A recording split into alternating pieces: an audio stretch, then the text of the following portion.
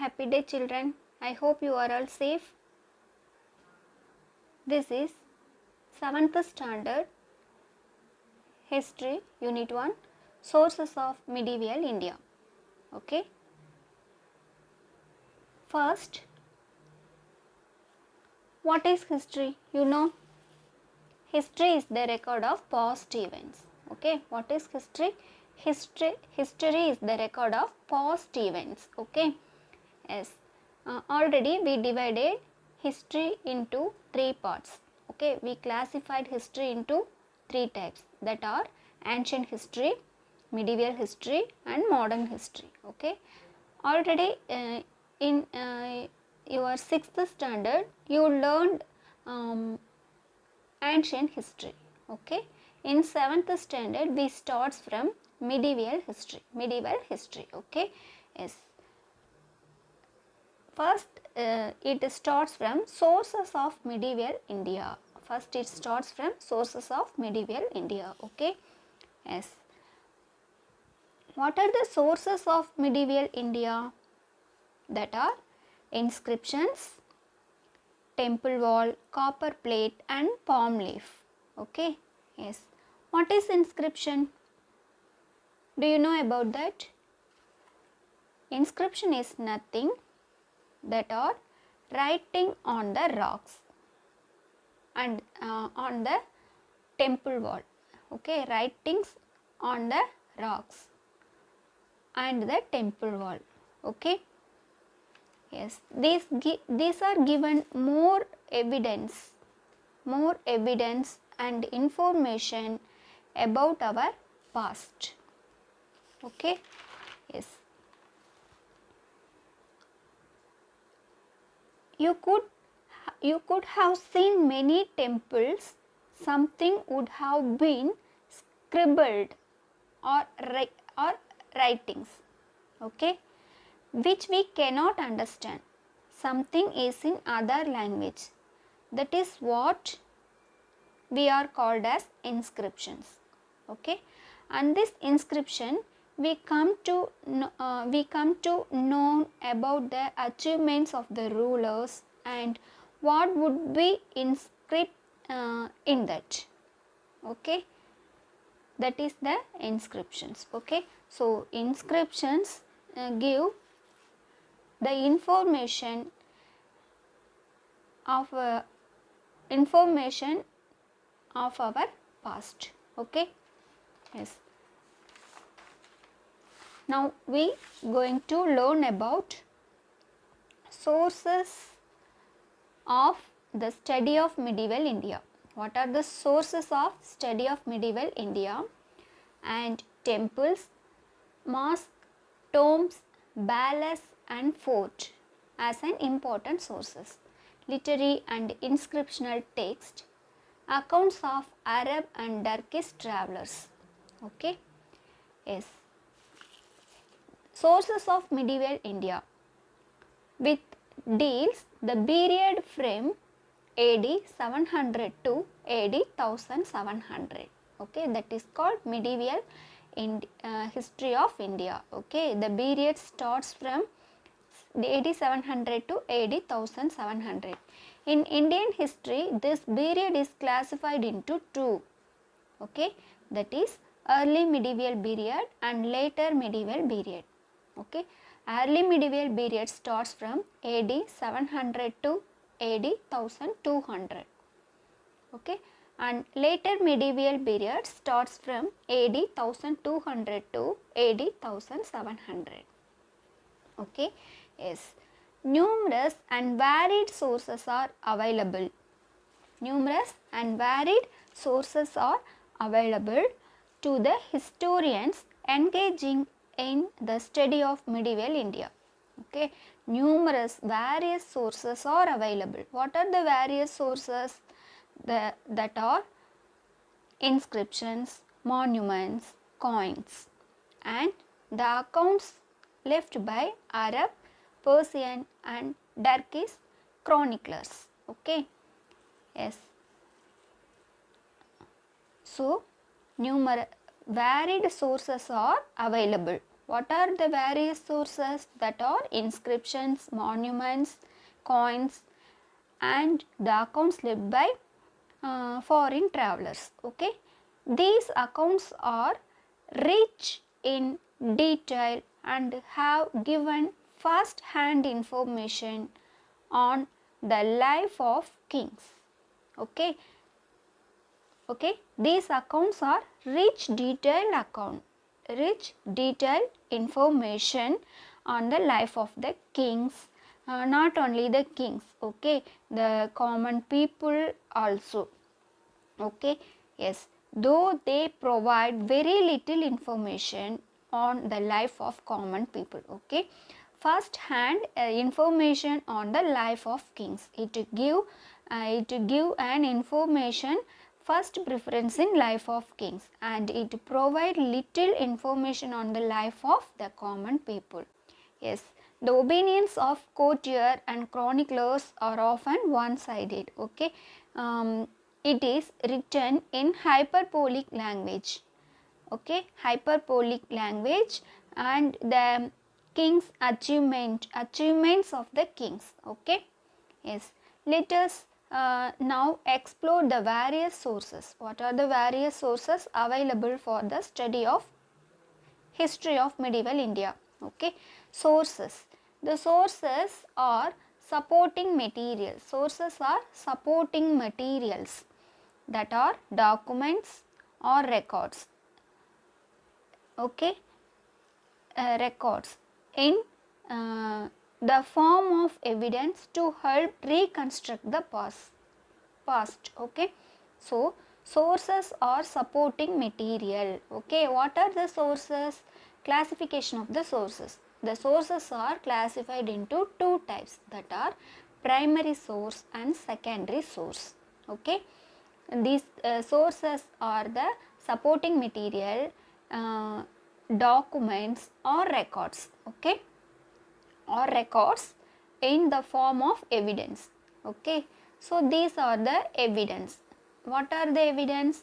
The sources. What are the sources? That are documents and supporting materials. Okay, these supporting materials sources are classified into two types, that are primary sources and secondary sources.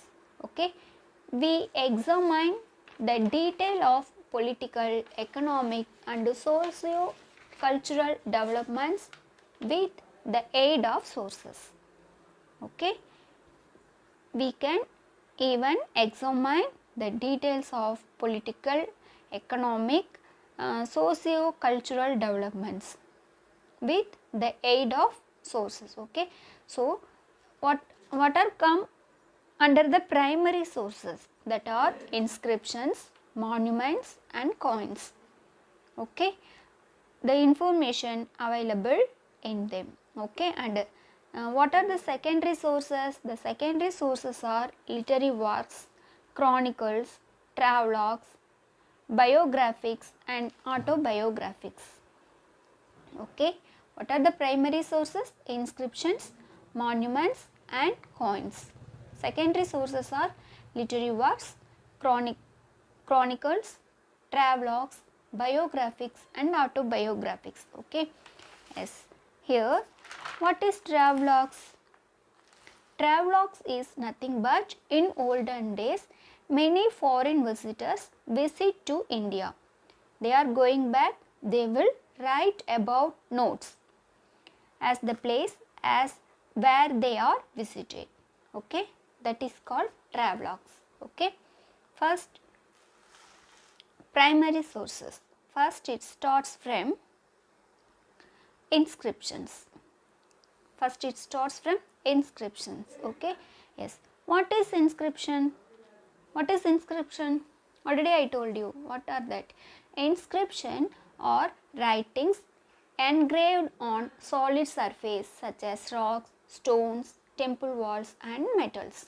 Okay, yes, inscription or nothing but it is the writings on the solid surface. Okay, that are rocks, stones, temple walls and metals. Okay, yes, You could have seen many temples, something would have been scribbled on written. Okay, yes, that is called inscription, which we cannot understand. Okay, something is in other language, that is what we call inscription. Okay, and this inscription we come to know the achievements of rulers and what would be inscribed in that. Okay, what would be inscribed in that, what is the information engraved on the surface of the stone. Okay, yes, the king's royal decrees, dedications and uh, donations, monuments raised in commemoration. Yes, here commemoration means the action. Okay, the action. Okay, yes, of victories in war. Okay, the victories in war. Okay, those built in memory of deceased warriors contain rich information about concerned era. Okay, so that inscription carried a lot of information about the king's dedication, donation, about the king's yes, dedication and donation and achievements. These are the things. Okay, sometimes the proclamation of the kings can also be inscribed on the rock. Okay, you could have seen, okay, example Kalinga war. Okay, the inscription on Asoka. Okay, yes. Next we see about the next paragraph, copper plates. Okay, copper plates, grants which were treated as legal documents. Okay, on that medieval India, copper plates treated as legal documents have significant source value. It is the important value. Okay, it is the important value till 13th century. Due to the influence of Islamic Persians, they have starting invading to India. They have practiced palm leaves and paper. Okay, it is very cheaper than the copper plates from 13th century. Okay, so copper plates are treated as legal documents till the 13th century. Okay, do you clear? Yes. And several copper plate grants issued during the later Chola period, 10th to 13th century. Okay, it records gift to individual priests or teachers who have Hindu, Buddhist or Jain. Okay, several copper plates grants issued during Chola period, 10th to 13th century. Okay, it carried the information about both the giver and the receiver. Okay, or very elaborately described. Okay, the donation of the king. Okay, yes, it elaborately described about the both givers and buyers. Okay, by contrast, most of the inscription differ in their content. Okay, most of the inscriptions differ. Okay, in stone inscription, the beneficiaries of donor is recorded. Okay, Tiruvalangadu plates of Rajendra Chola first and unbuilt plates of Chundra Chola are notable examples. And another one, Uttarameru inscription in Kanchipuram district. It provides the detail about the village administration of Cholas. Okay, village administration of Cholas. Here the copper plate inscriptions. Okay, these are the copper plates inscriptions. Okay, next we see about the monuments. Okay, under these monuments, what would come? temples, palace, mosque, fort, minars, tombs and minarets. Are these all these sources are common under monuments. So Sultan of Delhi introduced a new type of architecture, style that can be introduced by Sultan of Delhi. Okay, that are arches, tombs, minarets. These are the main features. The inscription of these monuments contains rich information which can be constructed history. Okay, which can be instructed in that history. Okay, yes, here Dilwara temple. What a beautiful temple is that. Okay, yes, Hampi in Vijayanagar Empire. Okay, Dilwara temple at Mount Abu, that is in North India. Okay, yes, and the medieval Khajuraho monuments in Madhya Pradesh and temples in Konark and Dilwara, Mount Abu, Rajasthan. These are the valuable sources to understand the religion-centered culture evolution in North India. Okay, these are the North Indian valuable sources. Okay, and in South India, the temples are Tanjavur, Pragadishwara, Gangaikonda Cholapuram, and Tarasuram.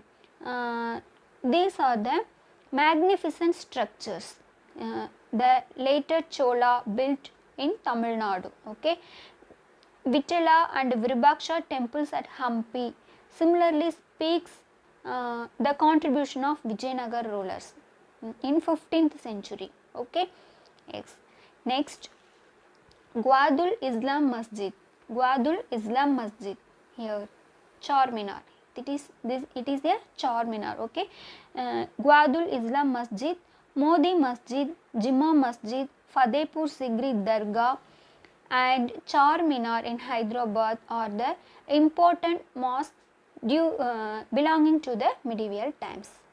Okay, and the forts, the historical importance. The forts are historical important, that are Agra Fort, Chittoor Fort, Gwalior Fort and Delhi Red Fort.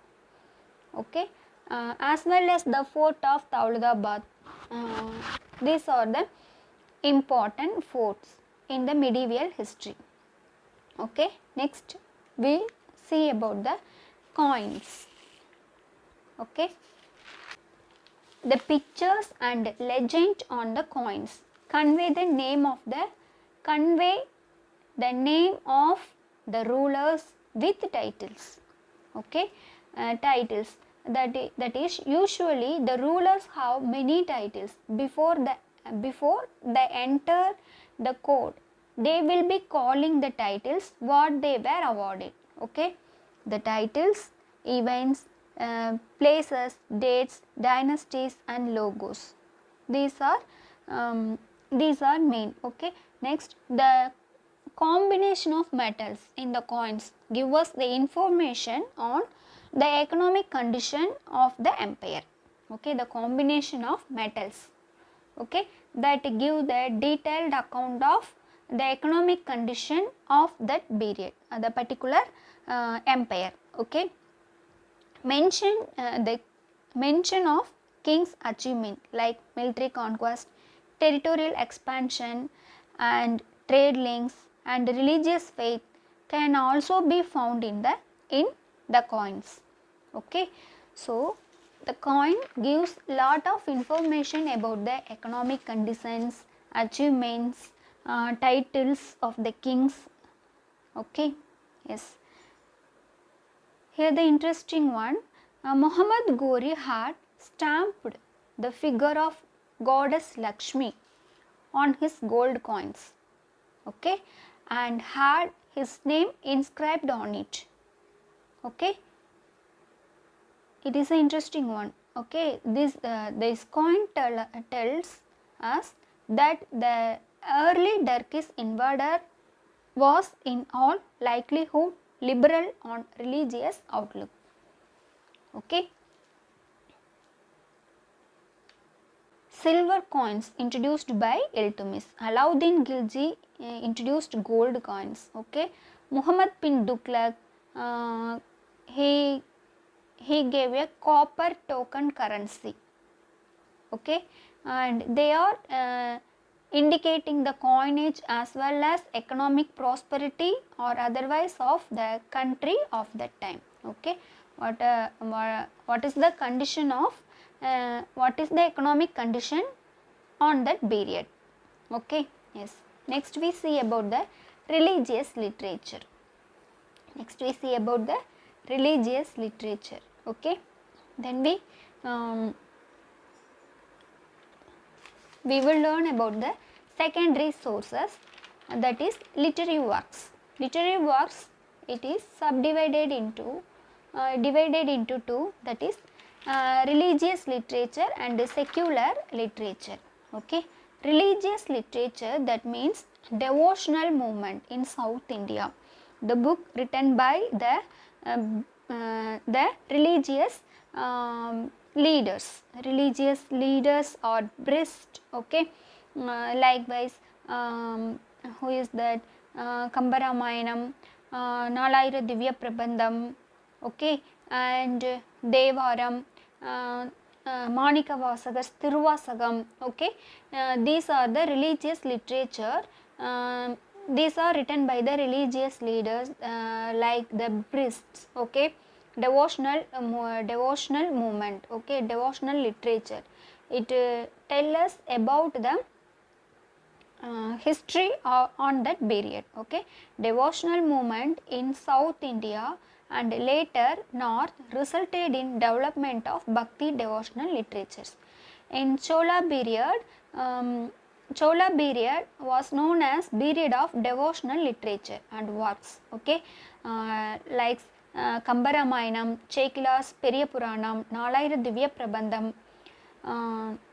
It was composed, Nalayira Divya Prabandham composed by 12 alvars. It was compiled by Nadamuni. Okay, Devaram composed by Appar Sambandar Sundarar.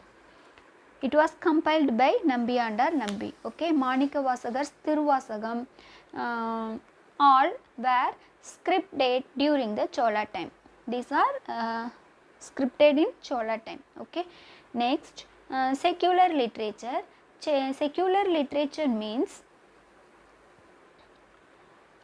Madhura Vijayam and Amukta Malyada were poems composed by Ganga Devi and Krishna Devaraya respectively. Okay, that help us given a lot of information about the Vijayanagar Empire. And Chand Pardes Prithivirasu. Okay, it gives the detail about the Rajputs. Okay, next we see about the books, biographics and autobiographics. Minhajul Siraj patronized Sultan Naziruddin Muhammad of slave dynasty. Okay, wrote Dabahat-i Nazri. Okay, next it gives the lot of information about the 13th century. Okay, and Hasan Nizami, a migrant from Ghazni, wrote Tajul Mazir towards the Iltutmish rule. Okay, yes, Tajul Mazir towards the end of Iltutmish rule. Okay, it provides information about Qutbuddin Aibak and it is considered the first official history of Delhi Sultanate. Okay, which is first official history of Delhi Sultanate? That is Tajul Mazir. Okay, it was written by Hasan Nizami. Okay, next we see about the on the 16th century Emperor Babur's Babarnama, Abul Fasal's Aini Akbari Akbarnama provided the detail about the Mughal emperors. Okay, next Tuskhi Jahangiri. Okay, in the 17th century Jahangir wrote the Tuskhi Jahangiri, throwing a lot of light on that period. Okay, apart from Autobiographies of Emperor Minhajul Siraj patronized Sultan Naziruddin Muhammad of slave dynasty. Okay, wrote Dabahat-i Nazri. Okay, next it gives the lot of information about the 13th century. Okay, and Hasan Nizami, a migrant from Ghazni, wrote Tajul Mazir towards the Iltutmish rule. Okay, yes, Tajul Mazir towards the end of Iltutmish rule. Okay, it provides information about Qutbuddin Aibak, and it is considered the first official history of Delhi Sultanate. Okay, which is first official history of Delhi Sultanate? That is Tajul Mazir. Okay, it was written by Hasan Nizami. Okay, next we see about the on the 16th century Emperor Babur's Babarnama, Abul Fasal's Aini Akbari Akbarnama provided the detail about the Mughal emperors. Okay, next Tuskhi Jahangiri.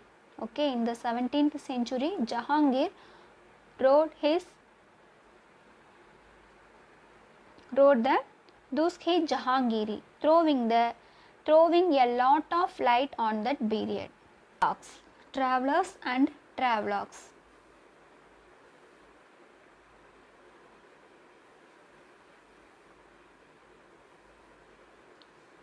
Marco Polo, a Venetian traveler, visited the Pandya kingdom. Okay, he came into 2 times. Marco Polo was twice in Koyal. Okay, what is Koyal? That is presently in Thoothukudi district of Tamil Nadu. Okay, it was full of ships and from Arabia and China. Okay, the Koyal means presently it called as Thoothukudi. Okay, the port is full of ships, okay, from Arabia and China. Marco Polo tells us that he himself came by ship from China. According to Marco Polo, thousands of horses were imported in southern India by sea from Arabia and Persia. Okay, so Marco Polo's travelogues tells about the Pandya kingdom and Port Koyal. Okay,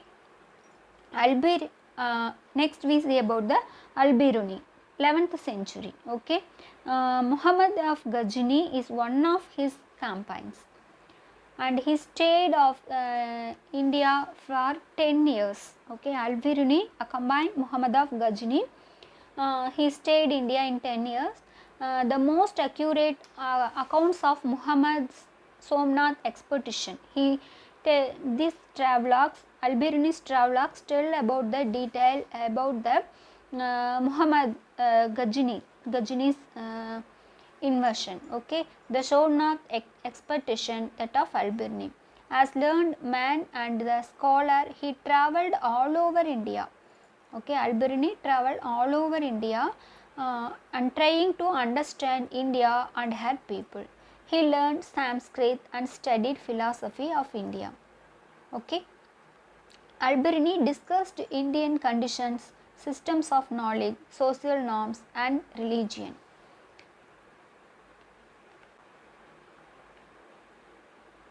And the travelers like Ibn Battuta, okay, an Arab born Morocco scholar, travelled from Morocco right across North Africa to Egypt, okay, and then Central Asia and India.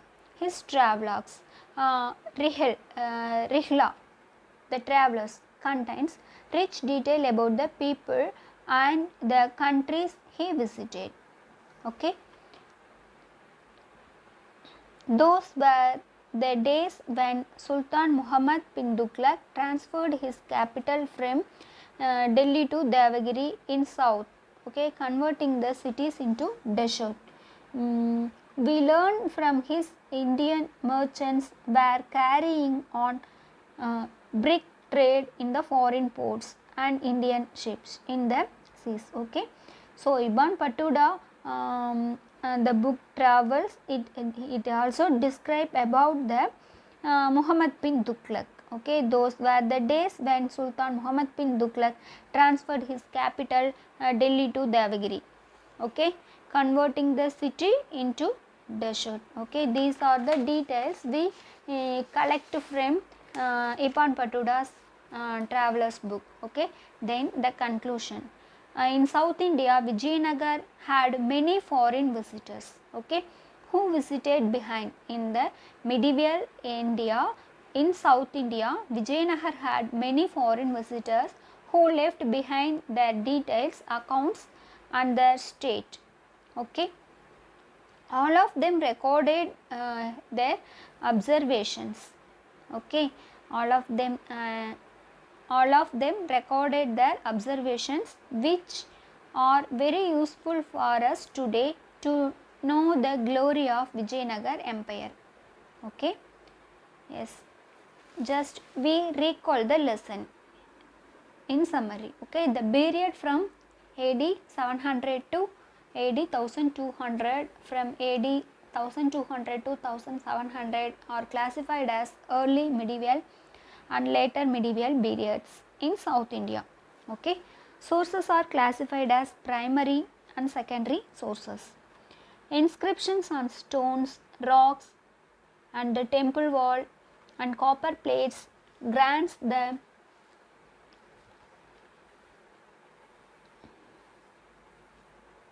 inscriptions on stones, rocks and temple wall and copper plates grants with royal orders and events in the courts which have evidentiary value or deal with temples, palace, mosques, tombs, fort, minarets and minarets, collectively known as the monuments. And they are belonging to medieval and Mughal periods. Okay, the coins of Iltutmish, Alauddin Khilji and copper coins of later Islamic rulers are discussed. Devotional literature belonging to the era of Bhakti movement is provided. Books, biographies, autobiographies or provide information about the political, social and economic conditions of the medieval times or detailed. Travelers accounts, mostly by the visiting Arab Persian scholars, are given in the end. Okay, do you clear the concept? Yes. In this lesson, sources of medieval India, we learned about the sources, primary sources, secondary sources and inscriptions, coins,